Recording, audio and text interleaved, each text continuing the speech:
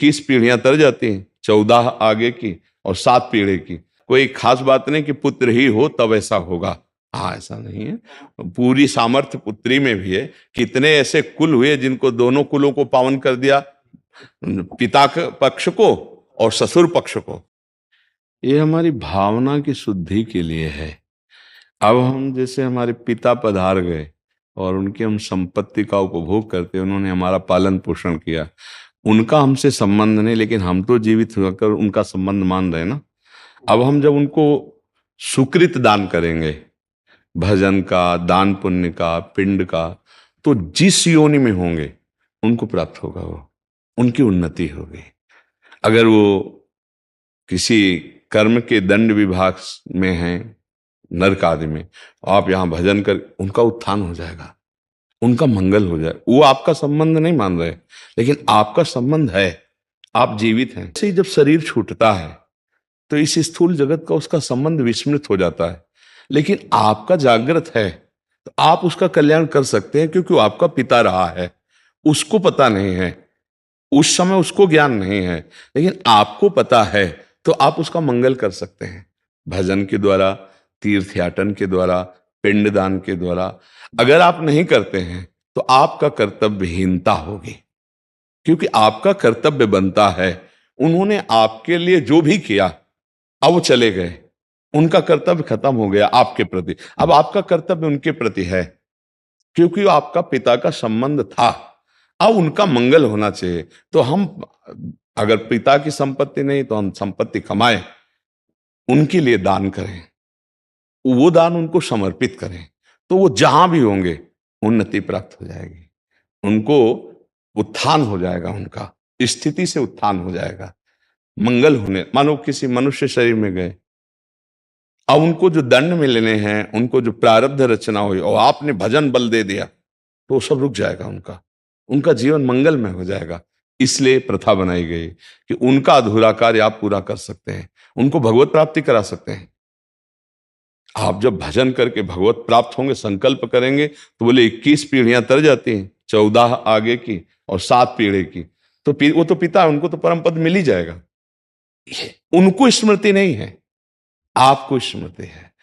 अगर समझा जाए कि स्मृति, तो वो कुल धन्य माना जाता है कि वो धन्य होगा। सो कुल धन्य उमा सुन जगत पूज्य सुपनीत, क्योंकि सतरत सतरत सा लोकांतार्यति। अब उस कुल में पैदा हुआ, वो चाहे नरक में पितर हो चाहे स्वर्ग में हो, दोनों बंधन युक्त हैं। एक सुखास्पद है, एक दुखास्पद है, लेकिन दोनों से पतन होता है, दोनों गिरते हैं। नरक भोग कराते हैं, स्वर्ग भोग कराते हैं, लेकिन भजन बल वो उनको परमार्थ की स्थिति, परम पद प्रदान कर सकता है। अब पुत्र अपने पिता माता की क्या, पीछे की पीढ़ियों को, पितामह आदि को भी परम पद प्रदान कर सकता है। तो ये बात है। उनको से बहुत लोग हैं, पिता के लिए गया श्राद्ध आदि करते हैं, यज्ञ कराते हैं, भोज कराते हैं, पिता के निमित्त वो उसको सुकृत प्राप्त होता है। जाकर के पिता के निमित्त से भागवत कराते हैं, जप करवाते हैं, कीर्तन ये सब उसको प्राप्त होता है। तो वो जीवात्मा जो पिता बन के आया था, उसको पता नहीं है, पर आपके इस दान पुण्य के बल से उसके जो दंड विधान थे वो क्षमा हो जाएंगे और आगे बढ़ जाएगा। इसलिए कहा जाता है कि जहां पुत्र हुआ, परिवार में संतान हुई, चाहे बच्ची हो चाहे बच्चा हो, तो को पिता प्रसन्न होता है कि अब हमारी दुर्गति नहीं होगी। ये भजन साधन, अगर हमसे चूक हो गई तो ये भजन साधन के द्वारा मंगल कर देगा। लेकिन यदि ऐसा ना हुआ तो फिर पुत्र का होना ना होना बराबर है। इसलिए माना जाता है ना, संतान हो गई, हमारी आत्मा है, ये हमारे लिए कुछ करेगा। अगर हम चले भी गए तो हमारा कल्याण ये करेगा, क्योंकि हमारा वंशज है, उसके संबंध से उसको प्राप्त हो जाता है। महाराज जी, 2 और प्रश्न आते हैं दिमाग में इसमें। महाराज जी, एक तो इसमें फिर पुत्र हो या पुत्री हो, उसमें कोई भेद नहीं होना चाहिए? नहीं होना चाहिए, नहीं है, इसमें भी नहीं है। क्योंकि जैसे पुत्र स्वयं कर रहा है, तो वो पुत्री पति के साथ कर रहे हैं, तीर्थयाटन जो भी कर रहे, वो उसका अंश है, उससे उसका कल्याण होगा। उसमें ऐसा कोई खास बात नहीं कि पुत्र ही हो तब ऐसा होगा, हाँ ऐसा नहीं है। पूरी सामर्थ्य पुत्री में भी है। कितने ऐसे कुल हुए जिनको दोनों कुलों को पावन कर दिया, पिता के पक्ष को और ससुर पक्ष को, दोनों पक्षों को पावन किया। तो उसमें ऐसा शास्त्रों में कोई विशेषता ये नहीं कि पुरुष ही होना चाहिए, बल्कि बड़ा रोल है। हाँ बिल्कुल बिल्कुल बिल्कुल, इस बात में कोई संशय नहीं। जैसे हम किसी के नाम पैसा ट्रांसफर करें और अपना परिचय हम ना दें और वहां तक पैसा पहुंच जाए तो धनी तो हो ही जाएगा ना। तो उसको पता नहीं, लेकिन आपको तो पता है ना कि मेरा जनक है, मेरा पिता। जैसे कुत्ता है, एक कुत्ता है गलियों में मारा घूमता है, एक है गाड़ी में सुखपूर्वक घूमता है, और एक है भक्तों के पास भी रहता है। भक्त परिवार है, नाम कीर्तन कर रहे हैं, मतलब एक है धाम में वास करता है। कितने तो अब इसके सौभाग्य का जनसाधारण कुत्ता थोड़ी करेगा। जो धाम में राधा नाम कीर्तन हो रहा है, यहीं देहरी पे बैठा हुआ है, संत जन प्रसाद पाए, उसको दिए श्री जी का प्रसाद ही तो मिल रहा है। तो अब ये कुत्ता और वो एक जनरल कुत्ता, बड़ा अंतर हो गया ना।